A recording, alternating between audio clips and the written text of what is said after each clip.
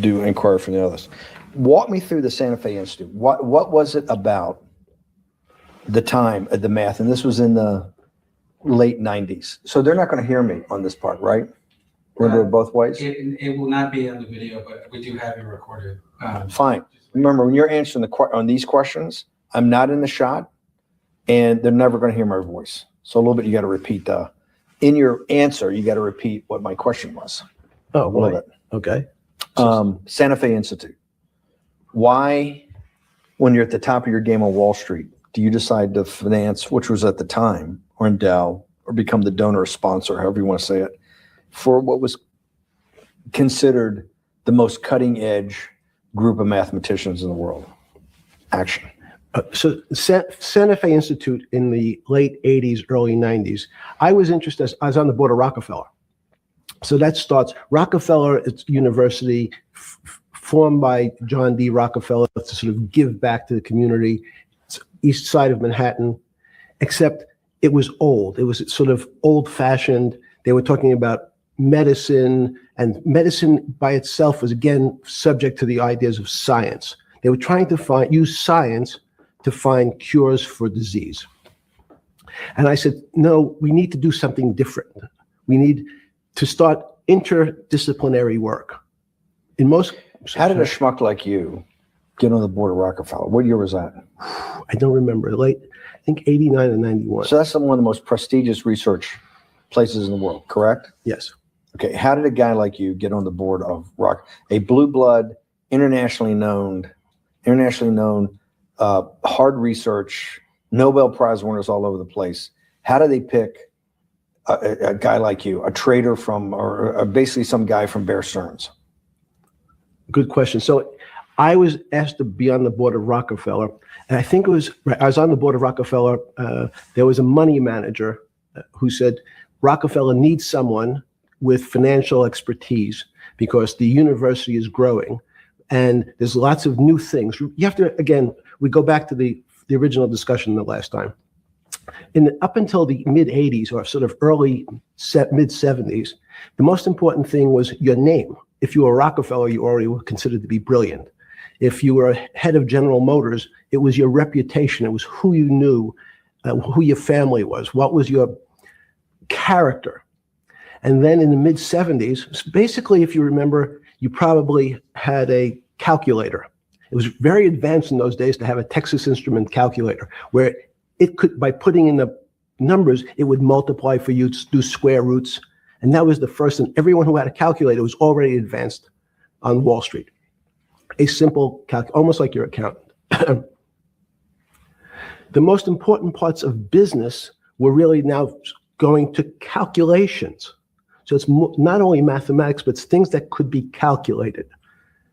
Reputation couldn't be calculated. I could give you, are you a 10 on a reputation scale, an 8? What does it mean to have a measurement of your reputation? We'll get to that later. But places like Rockefeller needed someone to say, look, we're entering a different world where numbers and the numbers of companies, portfolio management was going to be balanced. It was going to be statistical. Jeffrey, could you come on the board? Potentially sit on the finance committee, Nancy Kissinger and a bunch of other people. And David Rockefeller and I got along very well. He was this unbelievable human being. Respectful to everyone. He introduced his driver as his colleague, not his driver. He would never say, this is my driver. He said, it's my colleague. And David started to explain to me world politics. So David would say, Jeffrey, money is going to be sort of the most important things. People don't understand money. You seem to have this knack for money. I said to David, tell me about your life. What was the worst and the best part of your life?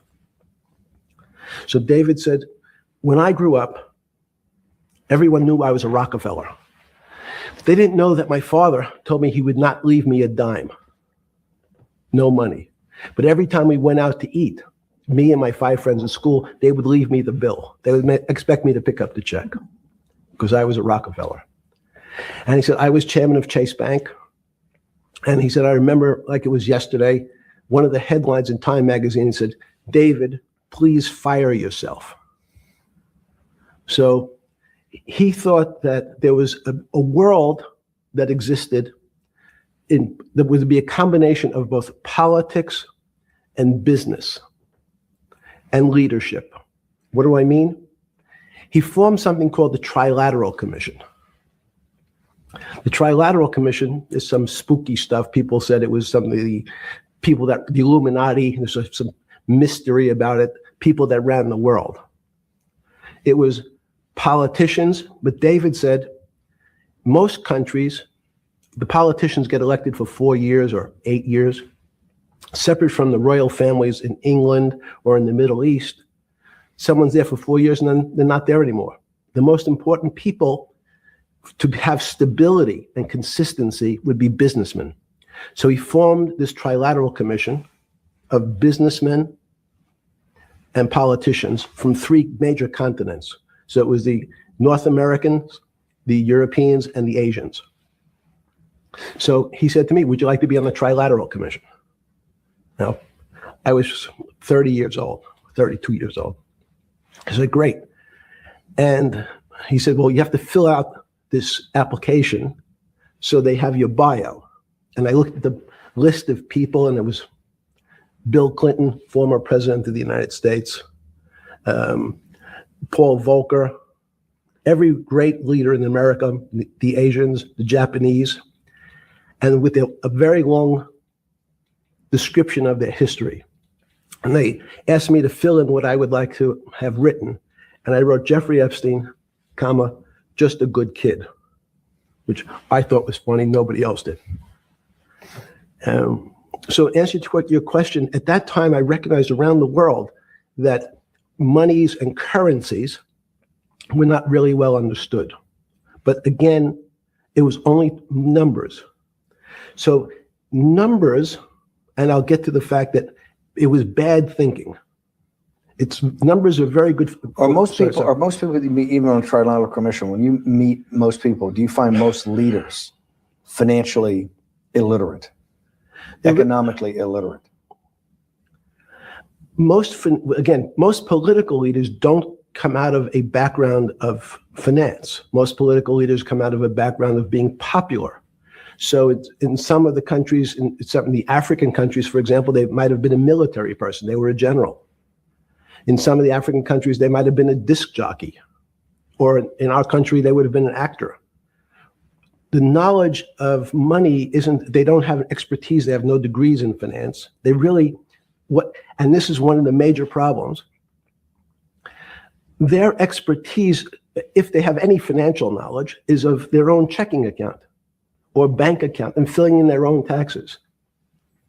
So many world leaders who don't really have a financial underpinning make fundamental errors when it comes to money on a country or institutional level.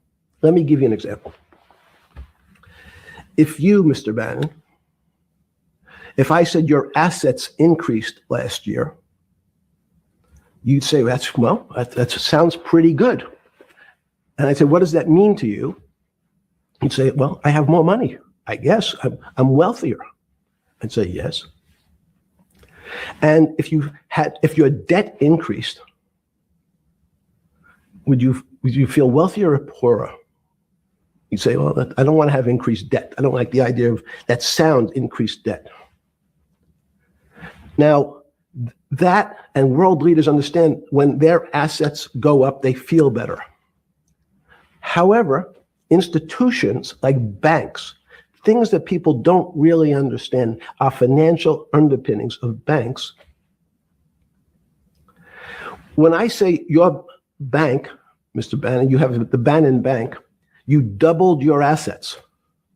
Sounds good, but what does it really mean? It means people owe you more money. You don't have any more money. What? Yeah. A bank's assets are how much it is owed by other people. That's crazy. So if the bank goes from $2 billion of assets to $10 billion, it means people owe it an additional $8 billion, but their assets have gone up. So the terminology of assets and liabilities is different for banks. It's not natural. And what most people, and you ask questions about world leaders, there's many people, I think your old boss Mercer understood, there's a fundamental part of money which is called fractionalized banking.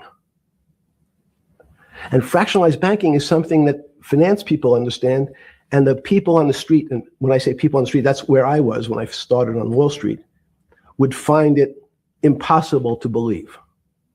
Impossible. Why?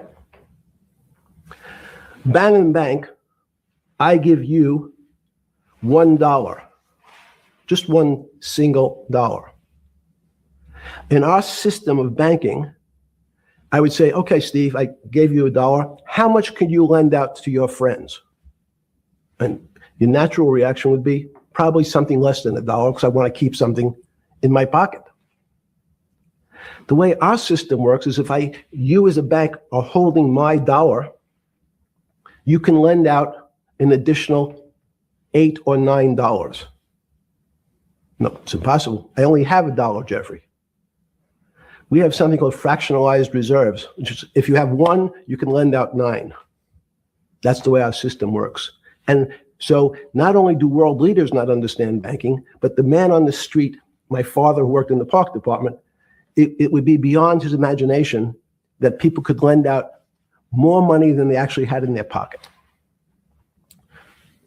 Next question.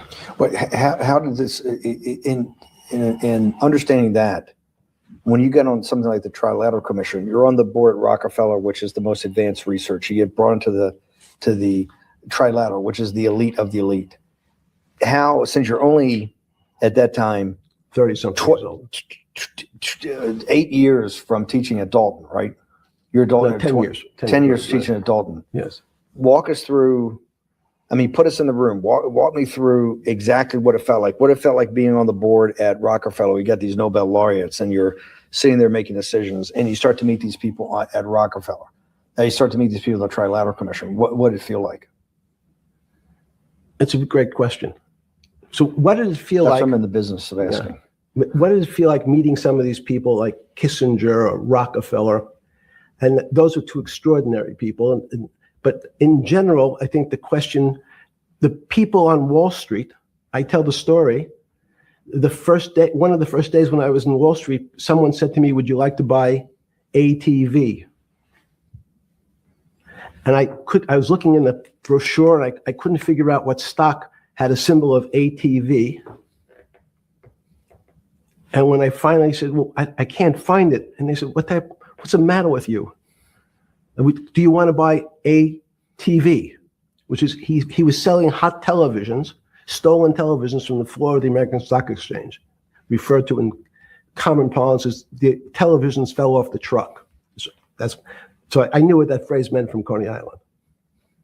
But what I found was most people, what be it in business, in normal life, or in the world leaders, don't really understand money. It is something they think about. They have a sense of what it is. They certainly want more of it. But they also make statements like, we want more money, but we don't want more debt, which just shows a misunderstanding of what money at its core really is. So most people don't, they want to make it, they want to save it, but to understand it intimately is not a normal characteristic. At the first Trilateral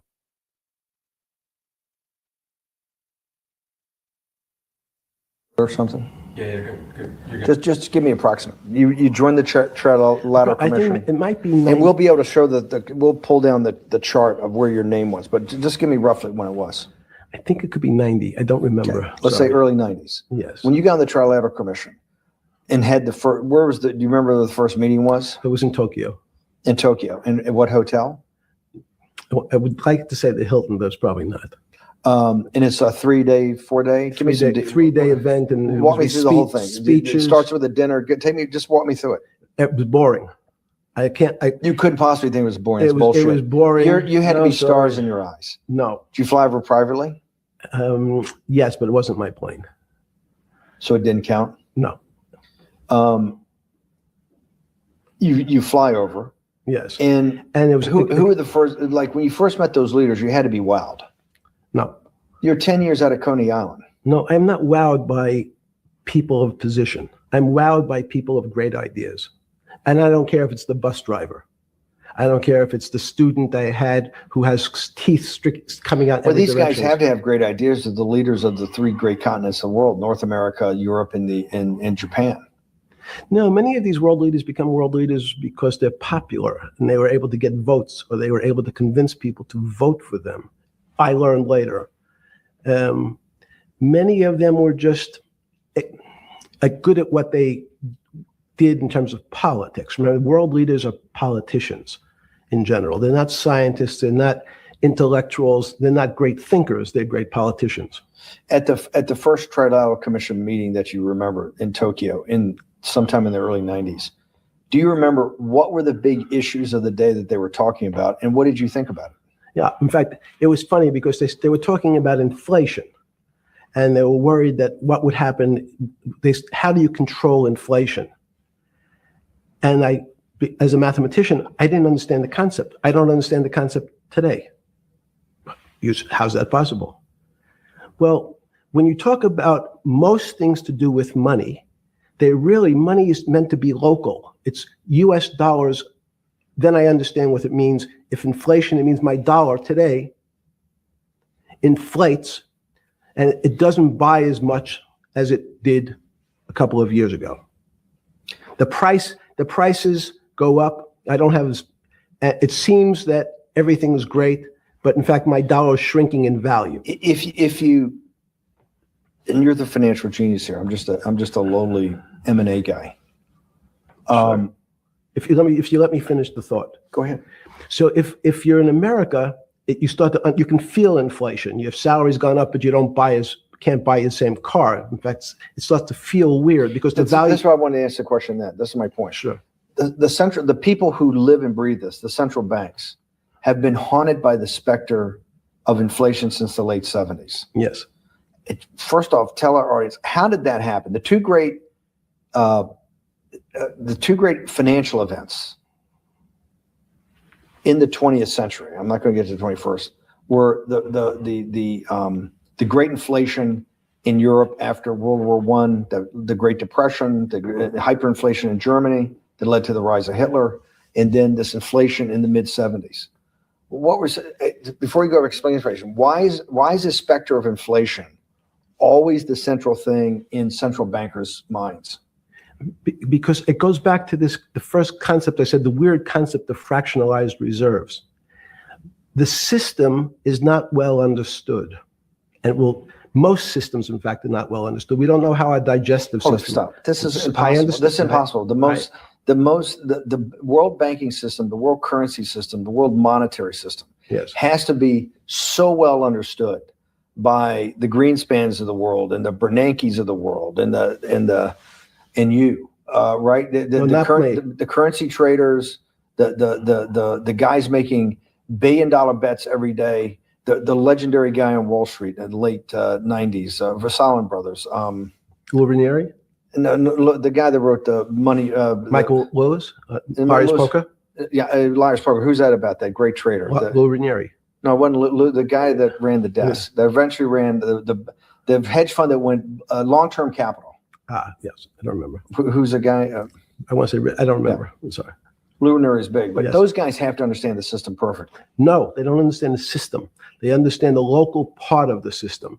So, for example, why is not only inflation, most bankers are terrified if the public understood that the bank really doesn't have their money at any one time. It's one of the things during the Depression, there were runs on the bank. The reason the banks don't keep much money in the actual bank is they assume that not everyone's going to want their money on the same day. So it's not really the fear of inflation. The fear is a run on the bank. Everybody wants to take out something that doesn't really exist. Inflation is tied to interest rates. It's a more complicated example. But when your money doesn't buy the same amount of product this year than it did last year, if it buys less and less, like it happened, you used the term hyperinflation. There's certain countries that are not managed well, like in Africa at the current, A $100 billion bill, $100 billion bill in Zimbabwe is worth 1 American cent. That's the perfect example of hyperinflation. It goes up, it doubles every day. So people are afraid that their value in the system starts to break down. But so if I said to you, does your doctor, you understand your body system? You'd say, well, I hope so, because I want him to keep me healthy. But you could have a kidney infection, you could have a heart attack, you could have a broken knee. There's lots of pieces of this system. And in fact, when you ask the question, very few doctors understand your entire body. There's a specialist for your knee, there's a specialist for your polynoidal cyst, there's a specialist for your head, and now we have specialists in different areas. So and I'm going to get to your first question about Santa Fe Institute. The world economy and your body are both comprised of little systems interacting with each other and making one big system. You expect, this is what's stunning for all the little guys out there, the populist movement, the little guys that haven't had a pay raise in 30 years. They think that these elites, have everything. The guys in the room making the decisions, the party of Davos guys. You're sitting there, you don't think many people today really understand the complexity and really all the moving pieces and how they interconnect to the world's financial system. No, not only don't they understand the complexity, and that goes back to Santa Fe Institute was an attempt of trying to see if there was a way to mathematize, formularize, or algorithmically understand what the term complexity means. That goes back to the original question. Complex systems are complex by definition, but there's not necessarily, it's not one level of complexity. We might say, well, our fingers are complex, the movements, the muscles of our hands, but it's not as complex as the blood system. Now I have a circulatory system. I have systems on top of systems, so that there's no one group of or person that really understands the way the body works. There's no one group that understands the way the financial systems work. You might understand U.S. bond market. Now, you've asked about the trader, long-term capital. That was a bond fund, very small part of this very complex system. So the goal of the Santa Fe Institute was to see, is there a way to get in, somehow understand how complex systems interact? Fast forward, Steve, to today, where Google and these other engine companies, the other tech companies, are trying to build artificial intelligence. The strangest thing that they've found, one of the strangest things, is that the systems that they design, this artificial intelligence, which a lot of people have heard about, is they design a bunch of systems. They're called neural nets. Terms simply taken out of brain work, neurons in the brain, nets because they actually look like a net. They put in some inputs, the computers work, spit out an answer. Sounds normal to you. It's because you're thinking about that calculator you had in 1976 on your desk. When you ask the person who designed the system, how did it come to that answer? How did your neural net, can you show me the calculations? They say, no, we don't know. We don't know how the thing we designed actually came up with that answer. That's pretty strange. They take the same neural net now and they put it in front of a video game. No learning, nothing. They said to the computer, they say, sit in front of your video game and learn how to play. It seems the computer learns better than any human in history, faster than any human in history, beats any human in history. But when you ask the designer, how did it do it? No one knows. It just did it. So that's the first little touch of things that we already have gotten to a place where we don't understand it and we built it. On Sunday afternoon,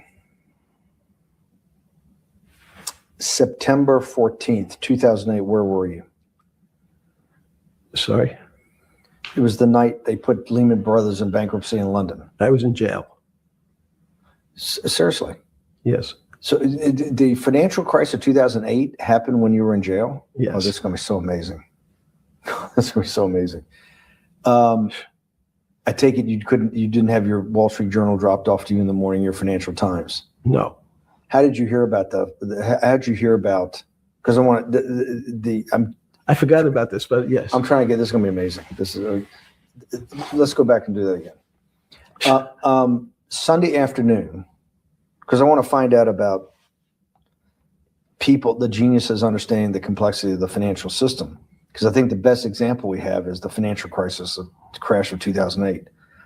Sunday afternoon, September 14th, I think it was, 2008, is when they were working feverishly in Midtown Manhattan at the Lehman Brothers offices and at various law firms around town, and with the Secretary of Treasury in the Federal Reserve, what they're going to do with Lehman. They decided they weren't going to save it. And so they prepared to put it into bankruptcy at the open of the market in London the next day. How did you hear about what was going to happen to Lehman Brothers, and what did you immediately think when you heard that it was going to be put into bankruptcy? I'm glad you asked that question. I was in solitary confinement September 14th.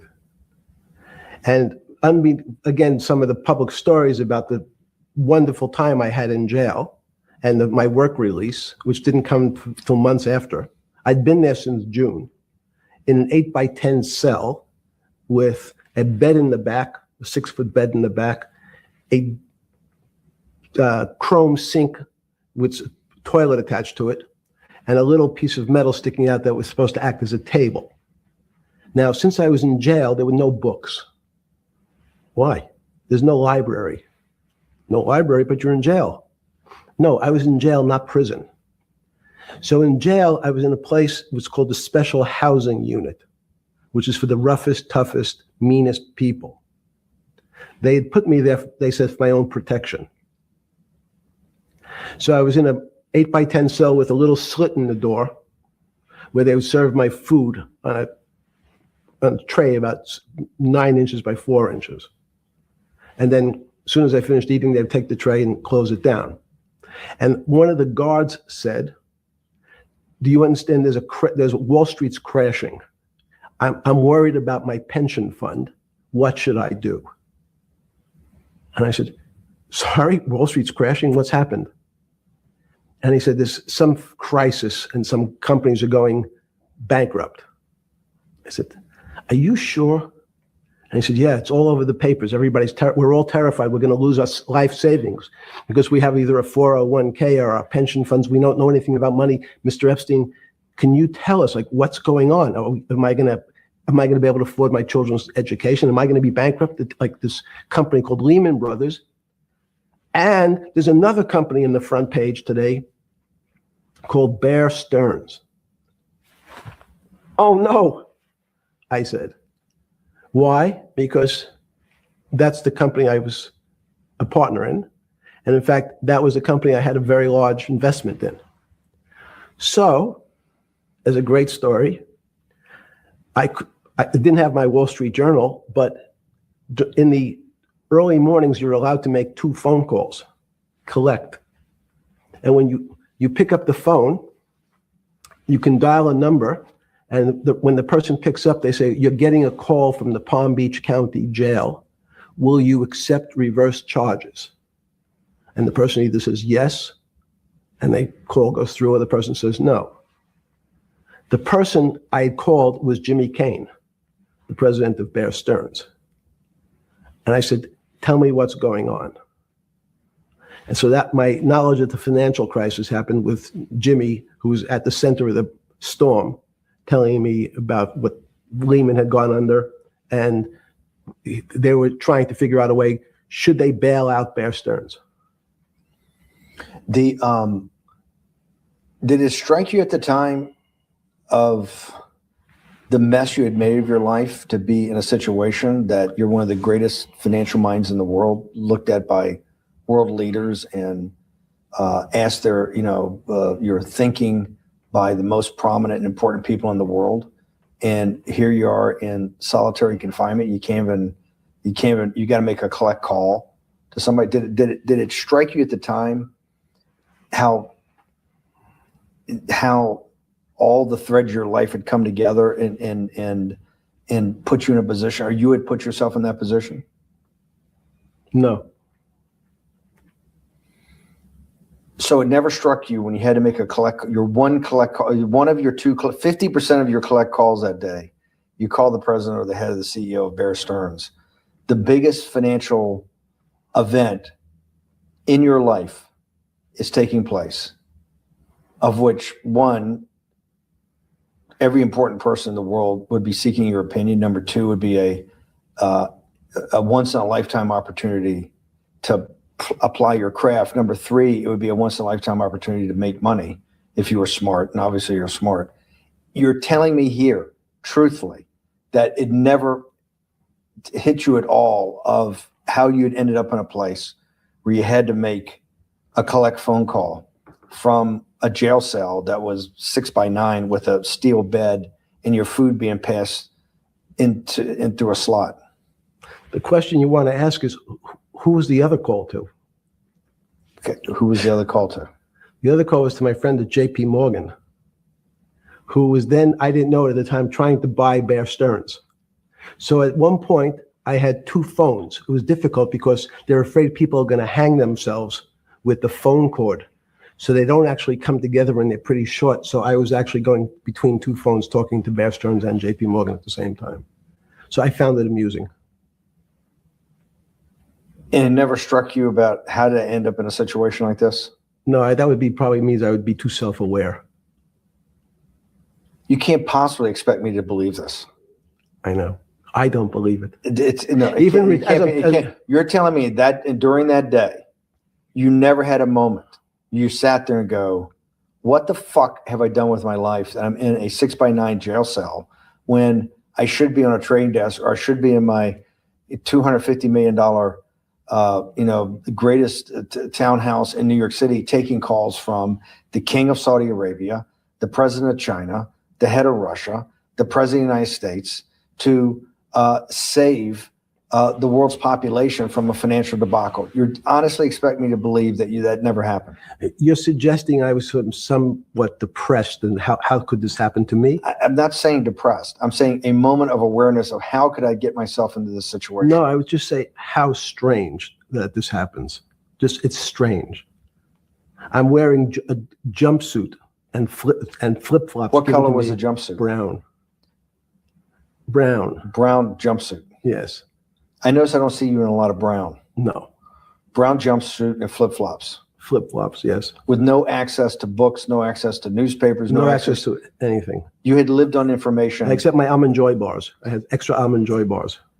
Did you eat Almond Joy bars and things like that because you're afraid of what the cooks did to your food? Yes. Is that because of that you were in for the crimes that you were in for? No, it was just in fact, I was. Is it because you're wealthy? Yes. How did you know that? Well, people would constantly come if I was passing by or have to go for my medical. People would either ask to borrow money or make some other types of comments about. And in the beginning, what were the comments? At the beginning, what were the comments? It serves you fucking rich guys right that you're here next to me. There was nothing about your crimes. No. So all this rumor you hear all the time about people in prison that commit the type of crimes you commit, you're saying in your personal thing is not true. No. It was all because you were rich. Yes. And it was all because they wanted to borrow money. Or get advice. Yes. Wait, they get advice to go long. Yes. You're telling me is this time to buy? You're telling me in solitary confinement they're interested in going long. Yeah. They want to know what does that say about human nature? Well, what I think that people find, one of the reasons they wanted to keep me in solitary confinement was they're afraid that everybody would want to know which stocks to buy. But what happened was, after this crisis, now it's on the front page of every newspaper. I don't want to lose this day. Sorry. When you first heard that, was it Bear Stearns had been kicked into bankruptcy, 6 months before? No, this is the same time. This is part of the same deal. I thought no. Bear Stearns, they saved Bear Stearns and didn't save Lehman Brothers. That's right. it. They let 6 months before they had bailed out Bear Stearns, but Bear Stearns was still a zombie, a shell of its former a self. former self. But they had quote unquote saved it. They admit. Why did they make the decision in your mind? Why did Hank Paulson and Bernanke what's this concept of moral hazard? Explain to the audience what moral hazard is, and why did they save Bear Stearns 6 months before, and why did the smartest guys in the room decide not to save Lehman Brothers? It's a good question. The real issue is I'd have to go back when you have these systems to the way your doctor responds to any type of emergency in your body. If they might decide to save your kidneys and let your gallbladder go because the gallbladder is less important to your overall system. If at that time, even it's not that long ago, the boogeyman was when said, well, what really happened? Jeffrey, what really happened? What is this financial crisis? And, some of the progressives and the right wing blame it on the banks. It was the banks' fault. And it's the fault of this very esoteric, unknown concept of derivatives. It was really the derivatives that caused this financial crisis because the derivatives got somehow out of control and in the Mickey Mouse. And that was the way you started your road to a billionaire went right through derivatives. Yes. But derivatives were not the cause. Derivatives were not the cause at all. It's like saying your hair was the cause of your heart attack because it was on top of your head. So what when you was the fell down. cause? There isn't, let me say, there's no one specific cause. These are system collapses.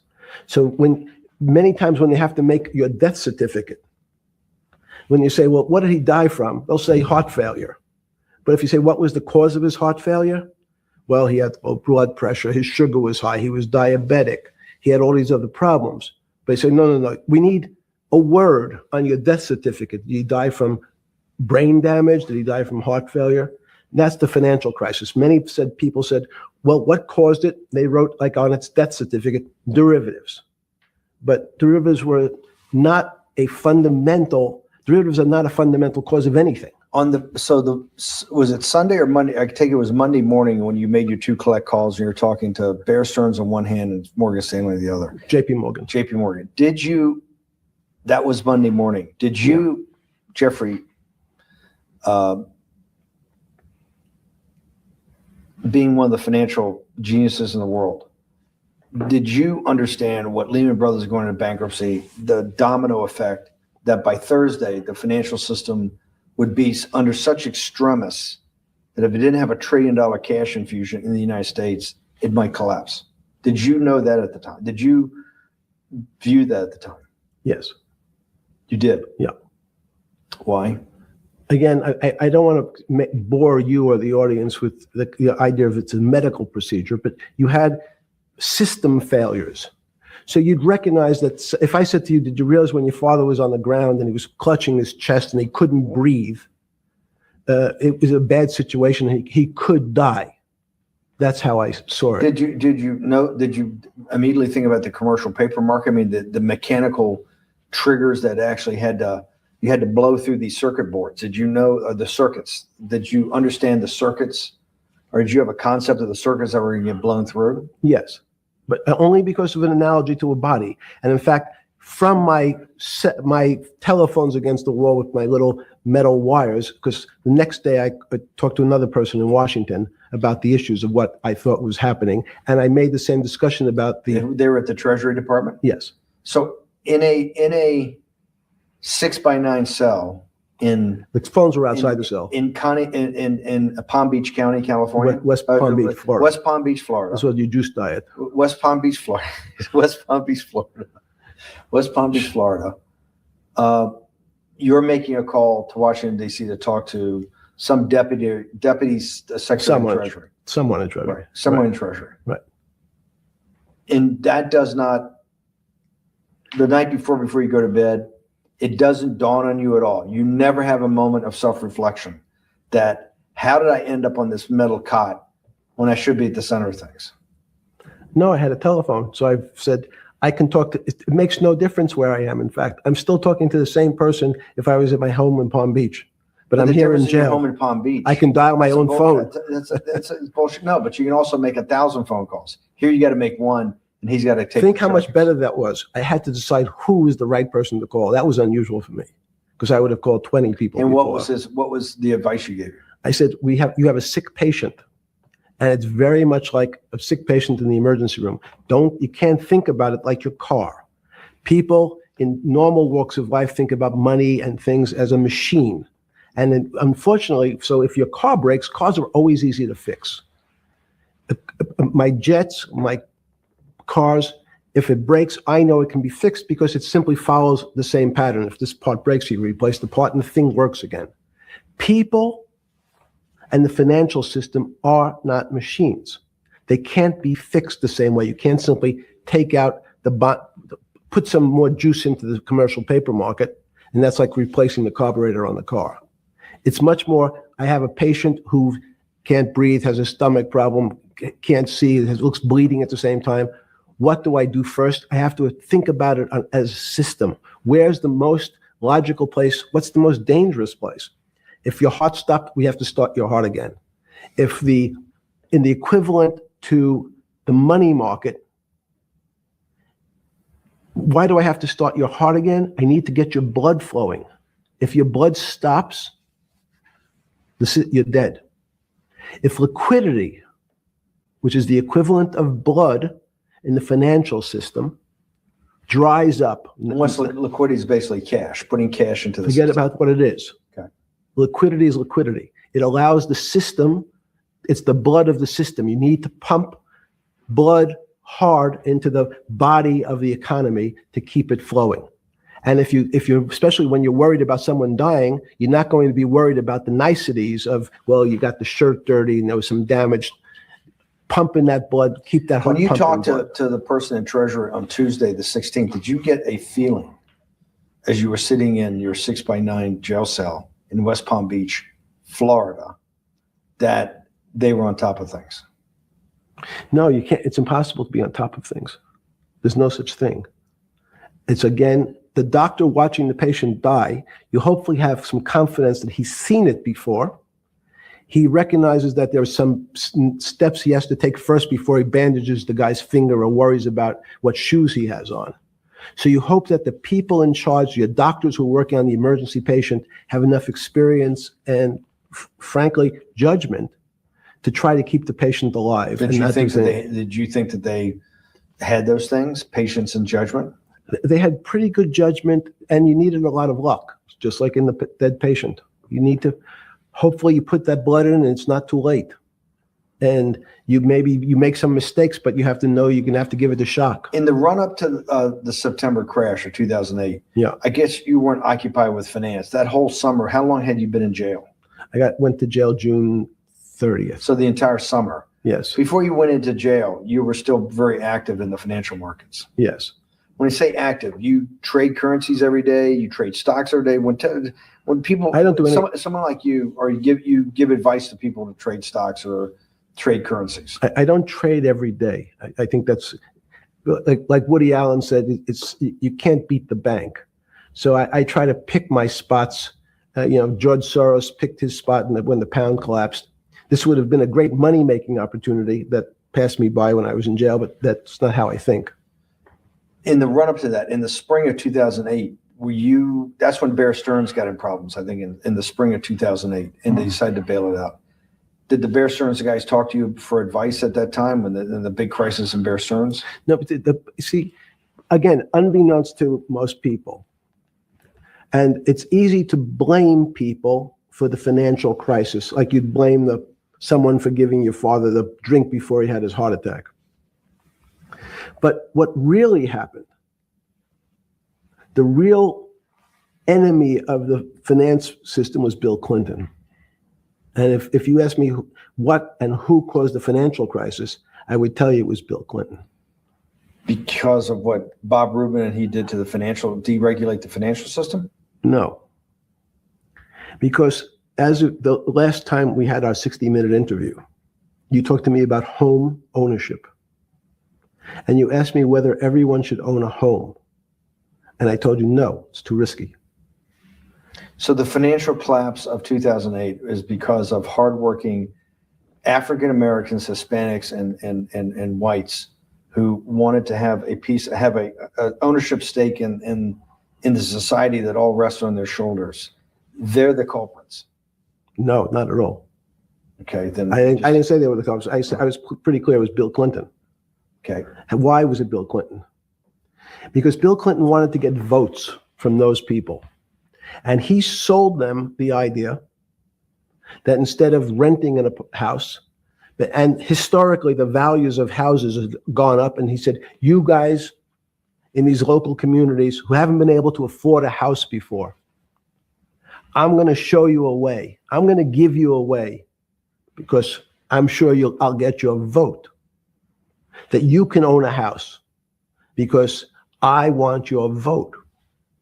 So what we're going to do is I'm going to let you buy a house, Mr. Bannon, when you really, you're right on the border, maybe, or not even on the border. Your credit is not good. Okay, let's be honest. And it's not my fault. It's not Bill Clinton's fault. But if whatever happens, at the moment your credit score or whatever it is, your credit's not good. Now, normally, you come to me and want to borrow money. I'm a bank. And I say, I'm sorry, Mr. Bannon, I can't lend you money because your credit score is not up to where it needs to be. Hopefully, if you work harder and clean up some of your problems, it will be. But no, what I say to you is, I'm going to figure out a way to lend you, not give you. I'm going to lend you money anyway, though you don't have a good credit score. And don't worry, I'm going to get rid of the term that you don't have bad credit. Bad credit sounds pejorative. You don't want to be a person. Sounds judgmental. Yeah, it sounds judgmental. So what we're going to do is we're going to call your credit situation subprime. Oh, nobody knows what that means. Subprime. That means prime is good credit. Subprime is not good credit, less than good credit. So we'll call it something that people really won't follow. And we'll tell you what, we're going to have people lend you money, though you are a subprime borrower. And I will figure out some government agencies to guarantee your loan, though I don't think you're a good risk. So the banks say, no, no, no. We don't want, initially, the banks said, sorry, this is too risky, Mr. President, for us. We're in the business of managing risk. It's not our money. It's the hard-working people's money sitting in our bank. We can't lend to people whose credit is not prime. You're asking us to lend to people who are subprime. And he says, here's the key, if you don't, Mr. Bannon, I'm going to make sure the Justice Department charges you with discriminatory lending because you refuse to lend to my subprimers. In business terms, you should never lend to. But what we'll do is I'm going to form an agency called Fannie Mae and Ginnie Mae, just another agency names. They'll guarantee your loan. So don't worry. Don't worry. You don't have to pay it back anymore. Even though and maybe you don't even have to work as hard anymore. That's probably a harsh statement, but these players, these two big firms, Fannie Mae, will guarantee the fact that that bank will receive its money. Now, the bank says, wow, best deal in history.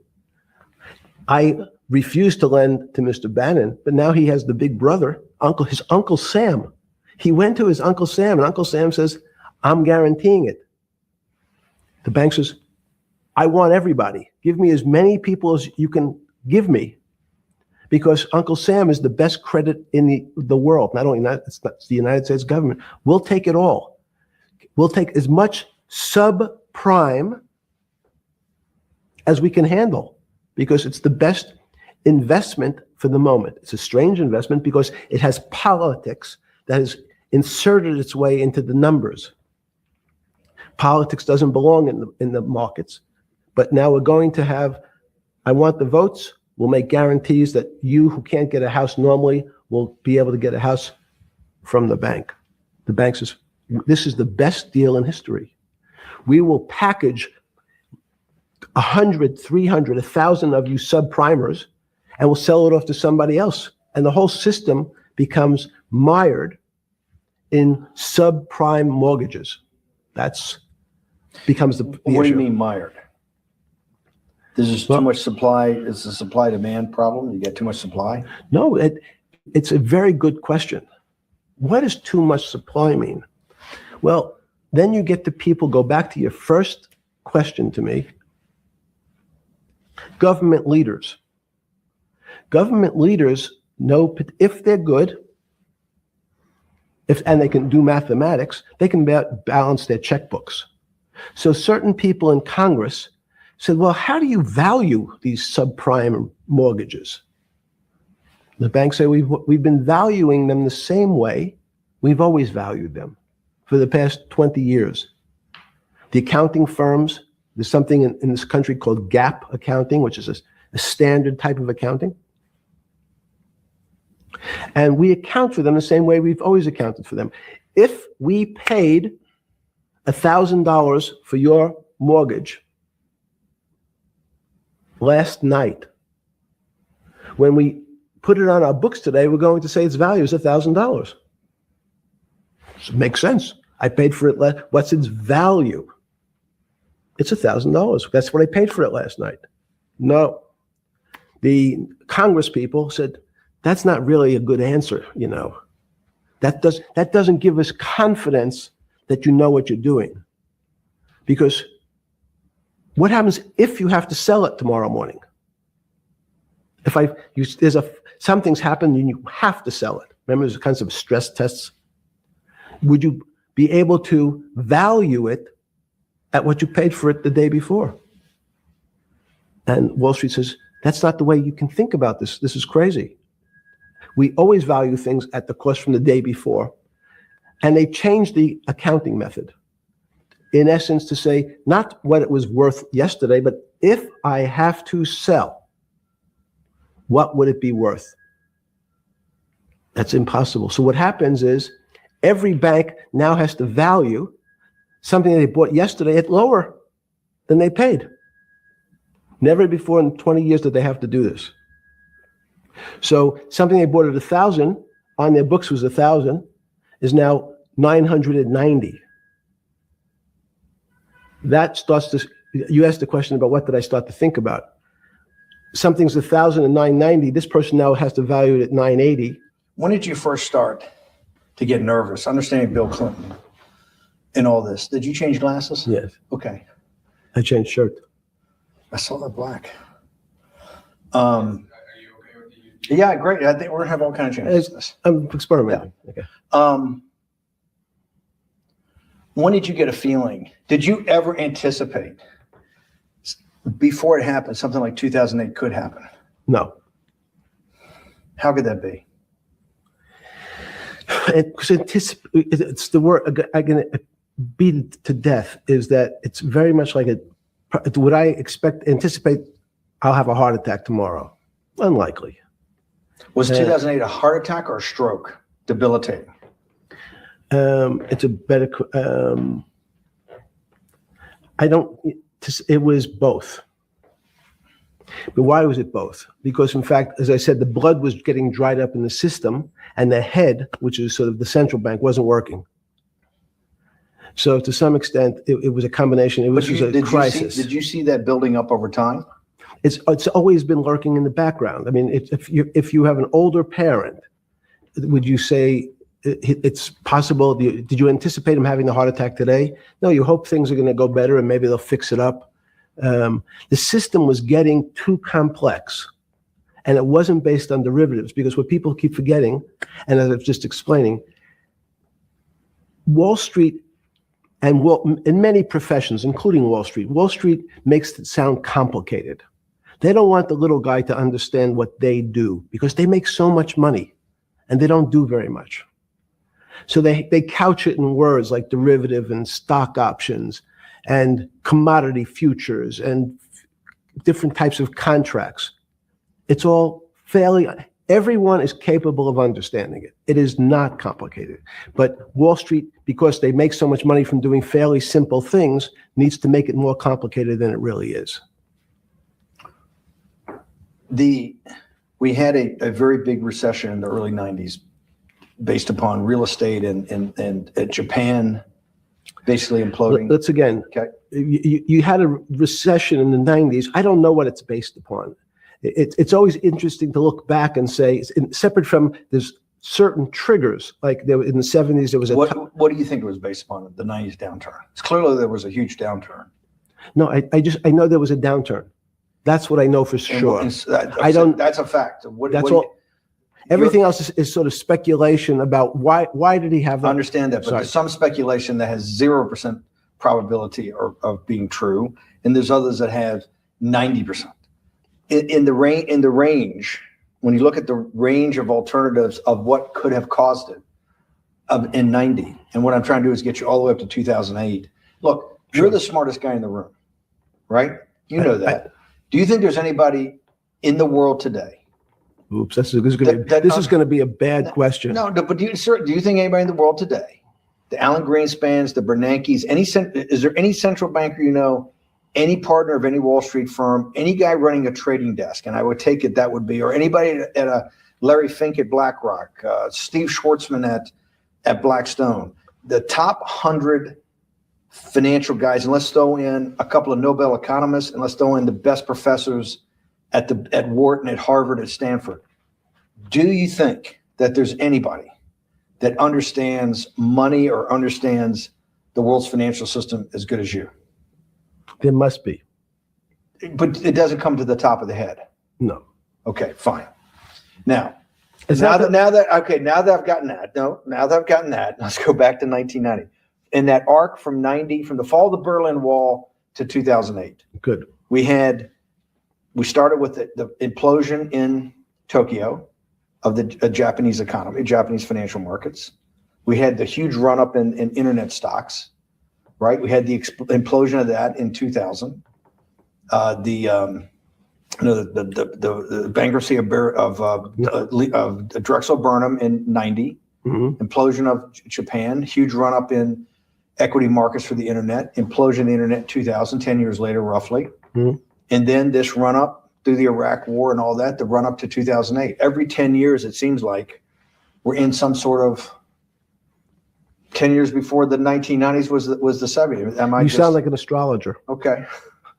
And not a finance person. I'm not a mathematician. It just seems to me a pattern of every 10 years. That's misleading. That's exactly right. Because people like to see patterns. People like to see patterns where there are none.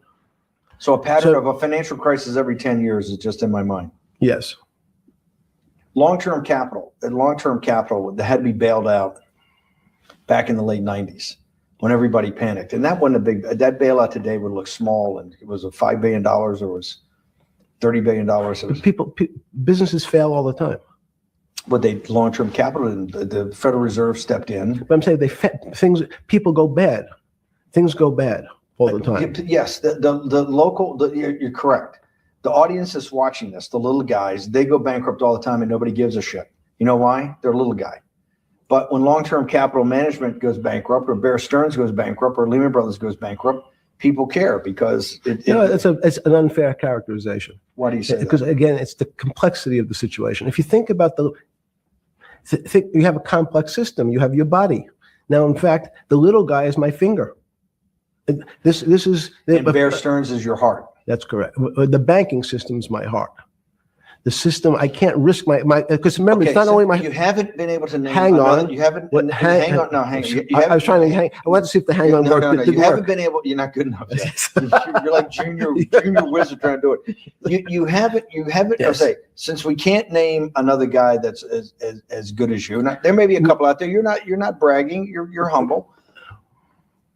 It had to be sometime. Please tell me there was some time before you went to jail and basically got cut off from daily information in the summer of 2008, that you started to get very nervous that this complex system, that something was deeply wrong?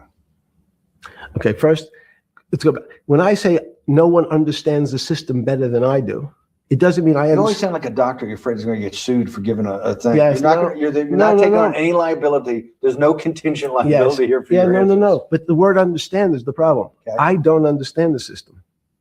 So I don't understand the financial Will you system. please stop? You cannot sit here and tell me. No, What we just went through, I'll go through again. The hedge fund managers, the money managers, the central bankers, the commercial bankers, the heads of the investment banks, the heads of all the trading desks, the top economists, and I'll throw in the business school lecturers at Stanford. Of all the top 200, 250, you can't name at the top of your head the guys are at least at your level. You have to understand it somewhat. no. Sorry. We all don't understand it. No one understands it. It's a miracle. It's that's part of the problem. It's impossible to understand. That word understand simply means if this happens here, that will happen there. It's predictable. Understanding means it's predictable. It's not predictable. That's the problem. It's in complex systems, that was the fascination. Is there a way to tease out some level of predictability? So even No, in fact, you would ask the question. It's a great question, which was it a stroke or a heart attack? Now, most people don't know that before they were going to have a stroke, they had a stroke. They just have a stroke. Do they understand why? In hindsight, you go back and you can make lots of explanations that might sound good. And if you're talking to the working man, you're using language that he'll never understand. It's complex. So he's just like going to his doctor. He says he has a gastrointestinal problem, or he has diverticulitis, as opposed to saying, you had a stomach ache, you ate bad food. People don't like to say it in normal, everyman terms. The system had a stroke, but we don't know why. But you just, okay. Hardworking people, and there's a great social benefit, would you not agree, with having people having ownership in the system? When you say ownership in the system, it doesn't mean. Let's start over. Okay. Yeah. So flip Sorry. over your phone too, because Yes. I don't want everyone to see Yeah. on your phone. So maybe flip it down or something. Yeah, Yeah, who knows what the fuck comes up with that? that's correct. Which one has sent you? KSA. I can't not believe I've got the magic moment when you're in fucking prison or jail, wherever the fuck it is. It's in crazy. solitary. Now, there's a funny part that we missed, which is So said. go ahead, tell it. The funny part is what you asked me. Is there anything funnier than that? No, For no. black humor, it's I don't make any black comments. Sorry. You asked me what I was wearing. That's right. You're too wrapped up in the Me Too movement. Yes.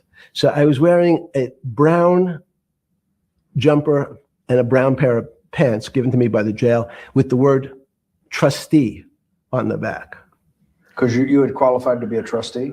Well, the funny part was it was spelled Trusty. So I wasn't really sure.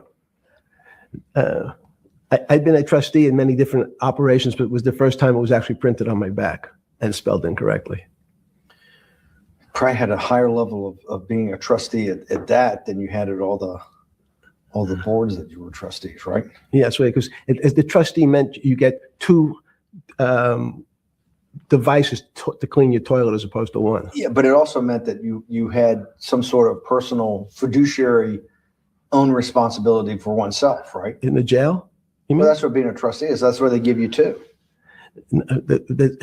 Yes, you get two cleaners.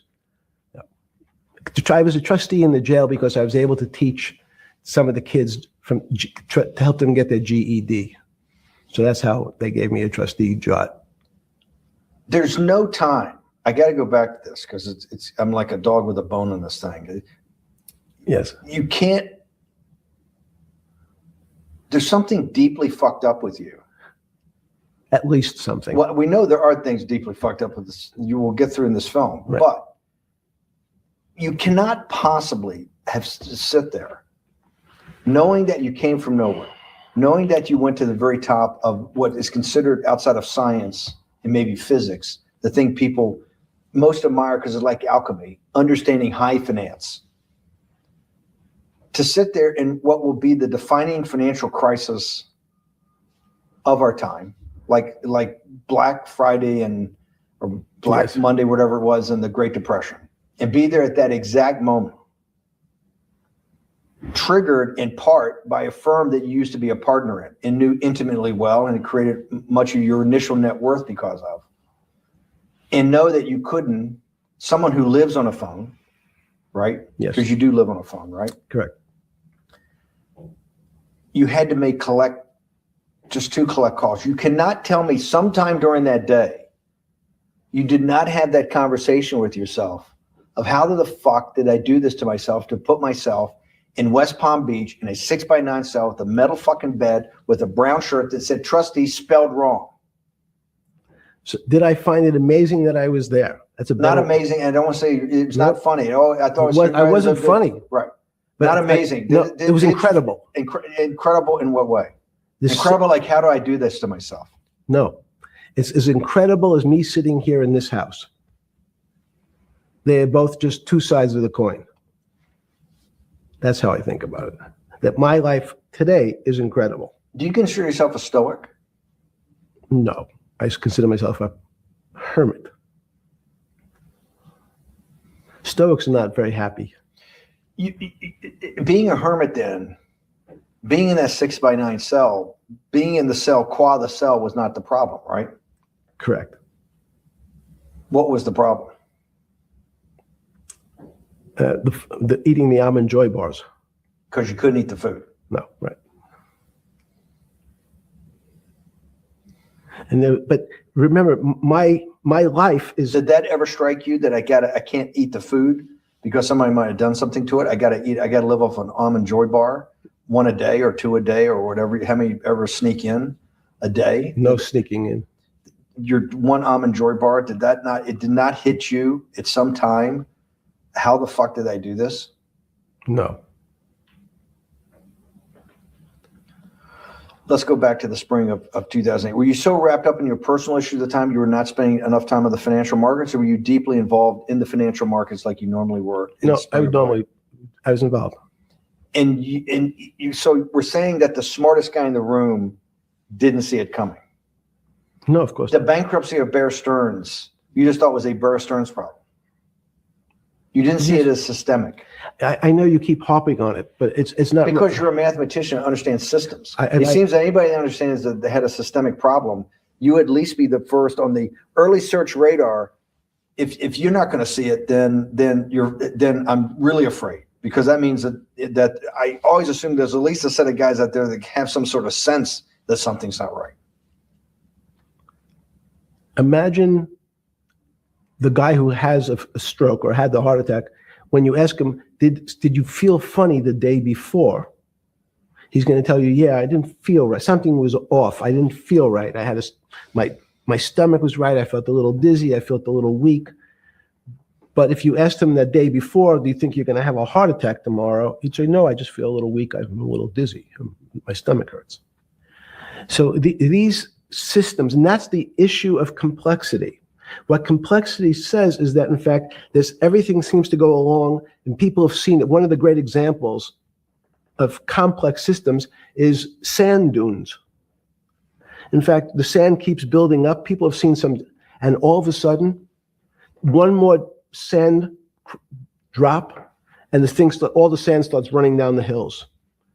That's the way I see the financial markets. Well, you funded Santa Fe in the early 90s or late 80s? I believe it was early 90s. I can get back to you. But early 90s, Santa Fe was funded for the study of complexity theory.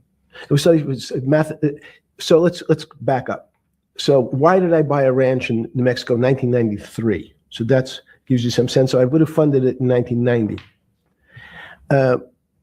Los Alamos, which was the high energy lab up in New Mexico, was losing all its scientists. And Los Alamos, it was where Oppenheimer and where a lot of the nuclear weapons program, the bomb. That's where the Manhattan Project. Manhattan Project was as Los Alamos, and you bought your property out in New Mexico to be near that? Yes, because the scientists were they cut the funding for high energy physics. But the people who worked in Los Alamos would still be in the Santa Fe area. They cut that because this was the Cold War dividend, right? I don't remember exactly why. It was because, again, people thought that physics and high energy physics really wasn't that important. Because that was about nuclear weapons. No, it was because they decided, which is maybe not right. This was the same time that Murray Gell-Mann came up with the term quark, Q-U-A-R-K. He picked it out of an old poem, the word quark, but it was mysterious. So they were starting to understand in the 90s that our world of the physics world, there was things that were just unexplainable. They called it strange things. You gave it a name. You gave it some characteristics. You called it had charm, was one of the terms. It had a charm. It had a flavor. It had a color. But no one, Mr. Bannon, understood what it was. Just like the financial system. And you wanted to investigate that. I wanted to see if we could build tools so others smarter than me could help investigate it. And that was the beginning of your concept of the Santa Fe Institute. Yes. And Santa Fe Institute was founded to do study in this type of... Can these areas of strange things be described by some form of mathematics? So that's what I'm trying to get at. The foundational thought, the organizing principle of Santa Fe, yes, and the high physics lab at Los Alamos, right, which had been the headquarters of Manhattan, and the Trinity Project, right, the bomb. Yes. So you're talking about the elite, the high priest of physics. Of physics. Yes, sir. Which high priest of physics, some subset of that is also mathematics. Yes, they're both similar. Project out. One of the tools you want to do is to make sure that in this complex system, the finance system, I'm doing a lot of this for philanthropy and a lot for the good of mankind, but also to be able to understand this complex system, the most complex outside of maybe our body, of the financial world. Yes.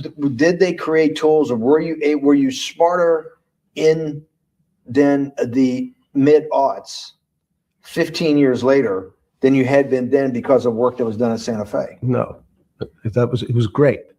But in fact, most of the money, most of my philanthropy in the area of, can you describe things that appear to be unexplainable by mathematics? And can you fund people who have new ideas? And unfortunately, when someone thinks they've been able to, there was a man, Stuart Kaufman, when they think okay, I figured out how to be able to predict the unpredictable, what appears to other people to be unpredictable. But my system, in those days it was called genetic algorithms, can predict what things will happen, and they all want to make money. So they use their systems to try to figure out, they know they have figured out the way to make money because they figured out the unexplainable. They try, they go bankrupt, and we start again. So with a cold view, what I've come to realize is that the attempt to mathematize, formularize, or what in your prior work, to understand what really is, in today's world, still unexplainable, is impossible. They're miracles. Your first head of Santa Fe was Christopher Langdon, I think. Langdon from Australia. But Murray Gell-Mann was the funder. He was the yes, rock. Yes, he was the rock. He was a Nobel Prize winner. Yes. Yes, and a wonderful guy. He came out and helped us with the Biosphere 2 project. He came with Chris Langdon. Yes. Chris Langdon was the operator, the day-to-day guy. Chris was doing artificial life. Right. Murray tried to lead his own artificial life. Yes. When Chris came to Biosphere 2 for the first big conference we had in 1994, he was one of the most impressive guys there among all the world's elite. Kew Gardens, the Lawrence Livermore lab, the labs at Sandia, all the major universities, Lamont Doherty, all the big Earth observatories, Woods Hole.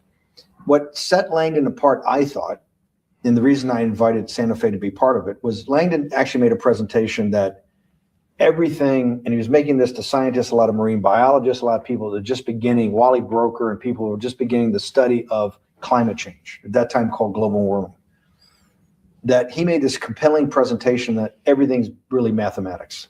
Yes. It's all just back to math. And you have to, all these experiments you do, you're not, one of the reasons they're not considered by the high priest in physics as being real experiments is that they don't have a mathematical basis to it, and everything has a mathematical basis to it. Langdon seemed like a radical visionary. What happened to that concept? You go back 350 years.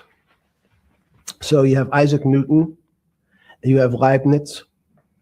Move forward, you have people like Heisenberg and Gödel, and what every one of those mathematicians and philosophers came to understand is that there's numbers can describe certain things, approximate certain things. But in fact, trying to put measurements and numbers on other things that are really unexplainable is folly. 300 years ago, they said that unexplainable realm was God. And people who attempted, in fact, to explain the unexplainable, who said, yes, I understand the unexplainable, were charlatans. They were the occults. They were the astrologers. They were the con men. Alchemist. Yes. Well, no, alchemist was, in fact, they believed that there was a way to transmute one metal into another. In fact, they always wanted to see if they can create gold. There's no reason, if you think about it, they recognize that one metal is different than another metal because it has some additional pieces to it. It has additional neutrons or protons or electrons. So because they thought it was a machine, they believed it was a machine, if I can take 5 protons and add 5, that gives me 10, I should be able to get gold. Move everything around inside these systems, the molecules transmute one molecule into another, and if this molecule I've transmuted it into is gold, I'm a rich man. It's back to money. But there's something strange happens. Isaac Newton says, this is really weird. If I want to push a ball on the table, I have to touch it. Maybe I have to blow on it. But I actually have to push one side of the ball or the book to move that side. I'm pushing here, and obviously this thing is what appears to us humans to be solid, so it moves as one thing. But the only way to get something to move was to touch it or put a force against it. Okay, seems to make sense. Everybody has that experience. I want to lift a glass, I lift it. If I want to push a ball, I push it. If I want to pull a ball, I pull it. But he recognized when the ball fell off the table, it went in a different direction. How's that possible? Nobody pushed the ball down. And he says, this is crazy. Why did the ball go down? I didn't push it. I just let it go.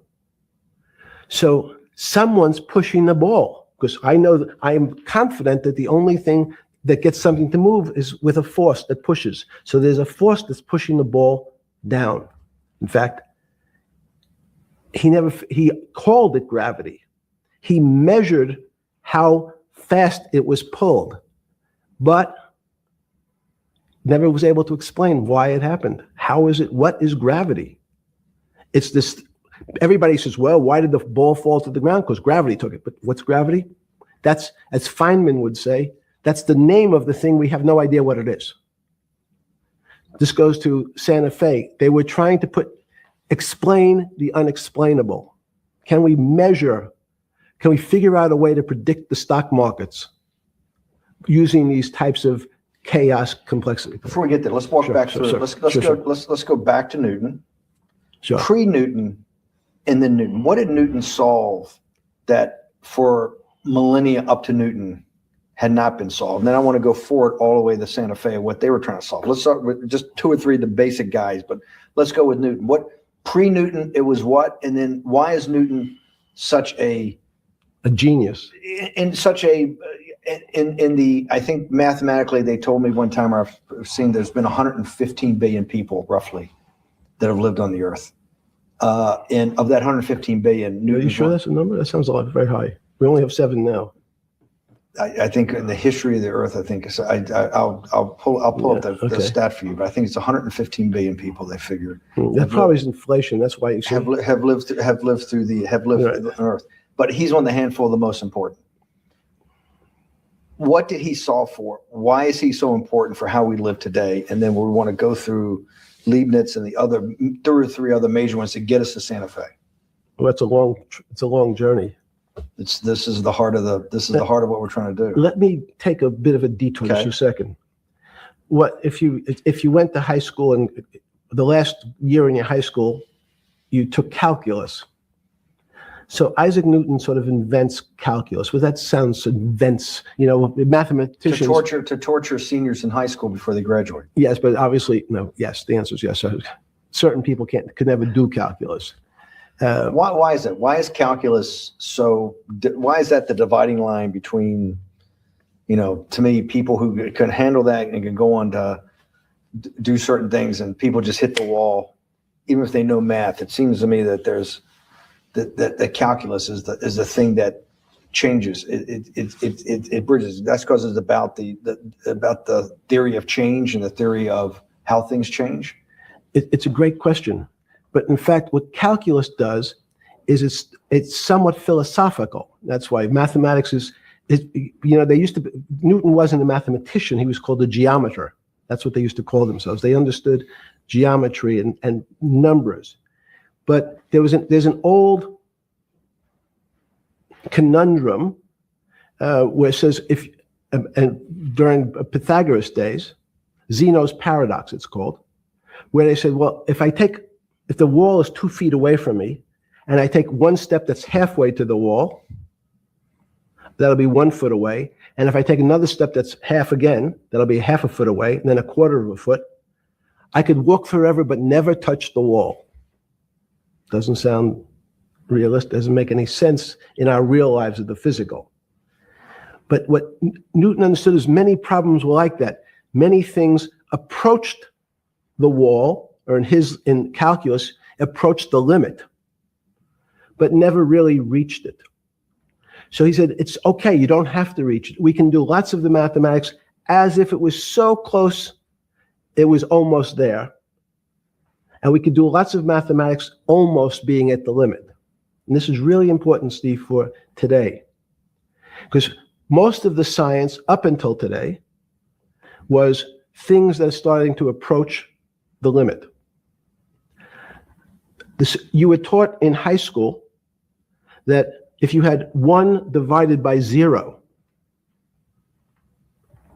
if you remember your high school algebra, you were told, what's the answer to that? Is there an answer to 1 divided by 0? No, if you were in high school, I'd say, stay away from it. It's the boogeyman. You could write it down as it's undefined. It's not able to be determined. There's a bunch of things. But in fact, 1 divided by 0 is a strange things happen. It's a world of the strange. And what I'll explain to you after is that when you get 1 divided by 0, you get into a world we don't know what happens. The answer is it's not explainable. We can call it things like undetermined. We can have a convention to say it's X, Y, or Z. But in real life, we don't know what happens when you are actually at the limit. So Newton thought the same concept is that the limits were God. You got close to God, but you could never be God. He had this sort of religious interpretation. Okay, I want to go back to Newton. Why is Newton such a big dividing line in mankind's history? What is it about Newton? What is it about what he tried to solve? What did they not know beforehand? And because we live to a degree in a Newtonian universe, although I realized later subparticle atomic physics, but at least for a while it was Newtonian. So what's the dividing line? Why is he so important? Why is he an inflection point in mankind's movement from the swamp to the stars? It's a great question. The stars were by Kepler. What Newton starts to allow us to do is to make accurate predictions. Remember that we've talked about that with money, about the things in our physical world, how cars, he didn't have cars, how horse carriages moved, how bowling balls moved, how pool cues and pool table balls. Had people tried to solve that before Newton? Many. Heraclitus or Plotinus, Pythagoras had these greats that we hear about, had they tried to solve the same problem?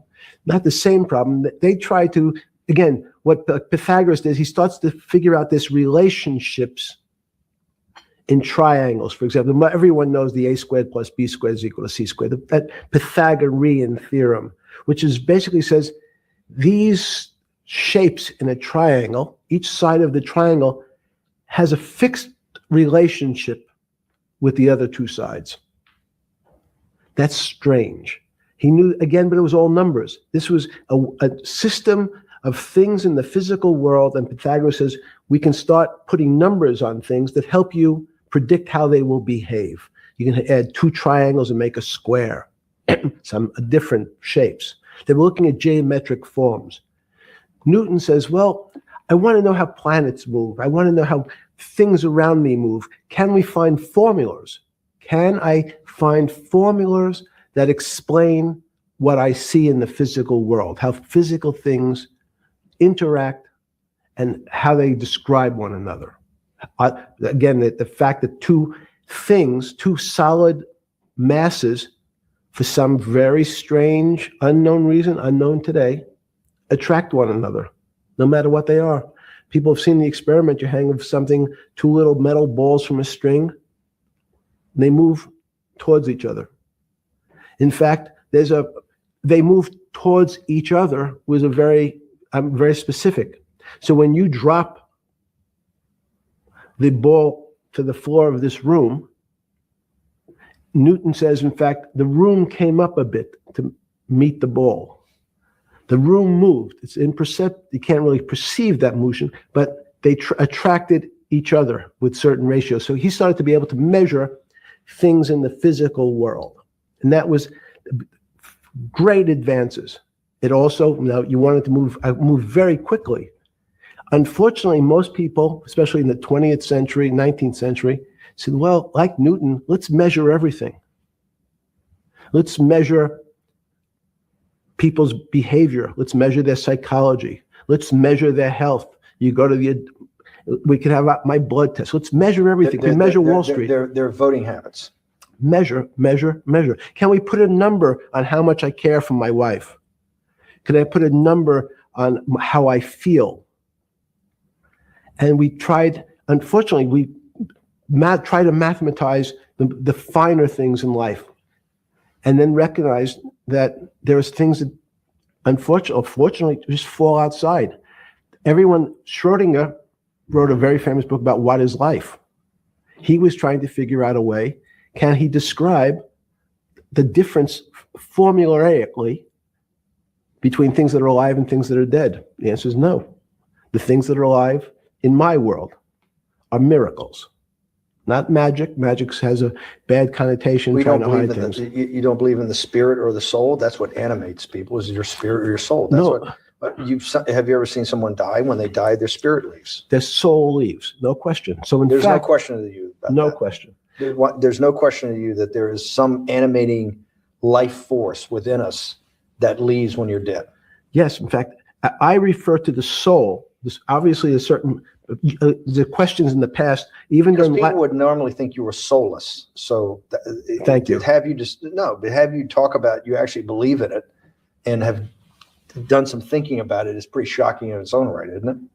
well, again, mathematics, Leibniz thought. So Newton was at Cambridge and he was the head of the math department, right? He's a professor, essentially. Yes. But Leibniz, was Leibniz a German professor? Yes, but what Leibniz said is the soul is so strange because God took chemicals, which is simply the material, like tables, and he somehow made this material able to have a thought. How strange is that? Not only does it have a soul, but some way it was put together that this material substance is able to think. So when you say to me, it's obvious to everyone that there's such a thing as a soul. Now, if you're part of the Charlatanville, you'll try to explain it to people. The soul I describe as the dark matter of the brain. Why is it dark matter? Because in high energy physics nowadays, you hear terms of dark matter, dark energy.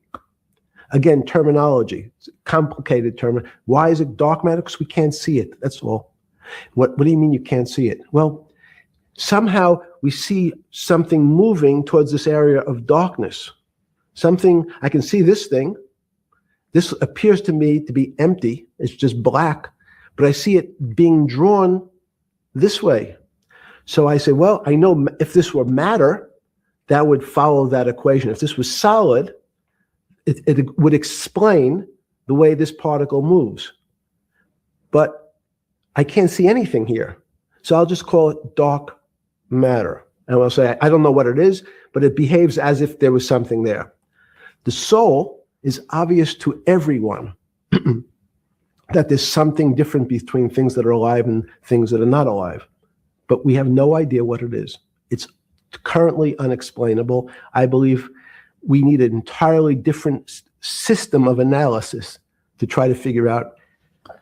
But Sorry. No, with Newton, with all his chemical studies and things he worked on the spiritual side, Leibniz that just talked about the soul, Schroeder talked about what it's like. If a modern scientist or someone that you funded at MIT or at Harvard or one of these things talked in those types of terms, they would be considered to be a wingnut today, wouldn't they? They would not be on the path for tenure, right? Unless they were in the philosophy department. This is exactly my point. We're talking about three of the greatest mathematicians in mankind's history that have really changed mankind. Talking like this, what happened? How do we get to a situation where they could not be in the high physics, they could not be in the mathematics department or working in high energy physics? Good, it's an easy answer. Newton was a combination of mathematician or geometer then and philosopher. And as time went on, those disciplines seemed to move apart. We had philosophy. Some of the philosophers can't do math, and some of the mathematicians. And again, mathematicians often break into two categories. People that solve problems. Those are more like geometers in the old days, just problem solvers. And then there's thinkers, theoreticians. They're more like the old movement towards philosophy. But neither one of those two groups have been able to figure out why something is alive as opposed to something that's not alive. No one's been able to describe what the soul is, but we all know it exists. And I think what we need is science is a bad word. I think science only describes the things we already know about the physical world. In fact, there's an argument that the physical world that we see has been created out of our systems of mathematics. Mathematics, everyone knows mathematics describes the physical world much greater than it should, unless my view, the physical world really comes out of conscious beings that have mathematics. So they create it. This table appears to you and I to be solid. To a bat, because we have light that's bouncing off the table into our eyes, it appears solid.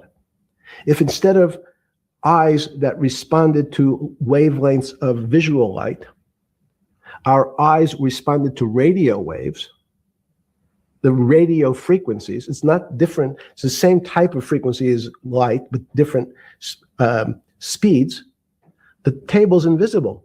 We know that our phone works in this room. So the waves are coming through the windows, the waves are coming through the walls. So the walls are invisible to that type of radiation, that type of energy.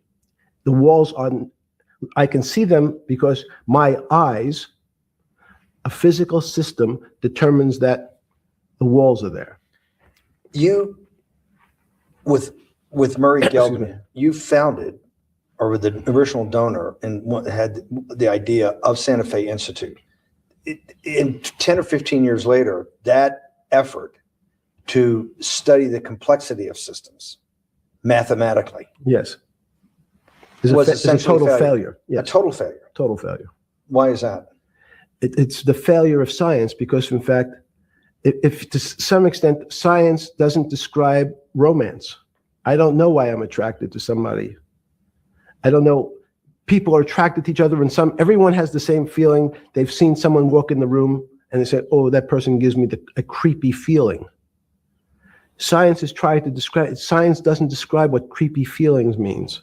They just know it's a creepy feeling. I think women, as I said the last time, have an intuitive sense. What is intuitive? They have intuition, they have feelings, and they're able to deal in the realm of things that men, especially men like myself, find unexplainable.